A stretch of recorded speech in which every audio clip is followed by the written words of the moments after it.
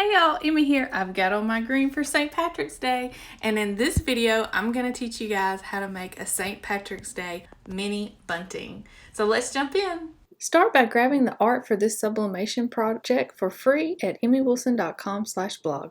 When your artwork comes out of your sublimation printer, it will be backwards and ready to sublimate. Begin by using a ruler to rip apart all the shamrocks on your sublimation paper.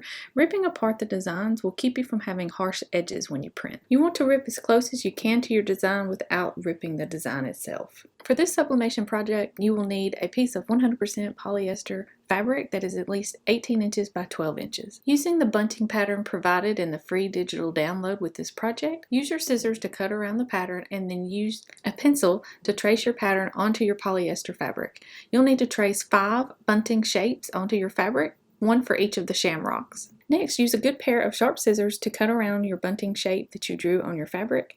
Cut apart all your pieces until you have all 5 ready to be printed. Next, lay your Shamrock sublimation print face down on your bunting.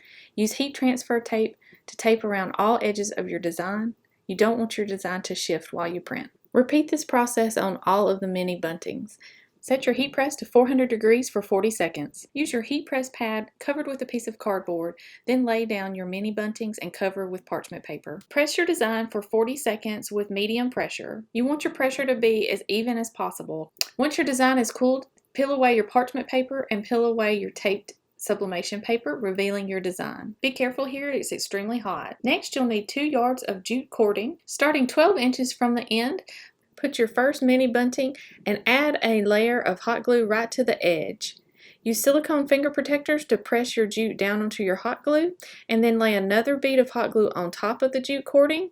Roll that over with your finger and press with the silicone finger protector. You'll repeat this process for each one of your mini buntings. You'll separate each one by 2 inches until you have all 5 glued down. Next, measure about 12 inches from the last bunting. Use your scissors to cut your jute cord. Fold your cord in half so that you'll have a 6-inch loop on the end and pull tight to secure. We'll do this one more time on the opposite end, so I'll walk you through it again. Fold your jute in half, then take and wrap it around itself and push it back through, forming a knot, and then pull tight to secure. You're done! Make sure to subscribe for more St. Patrick's Day and sublimation ideas.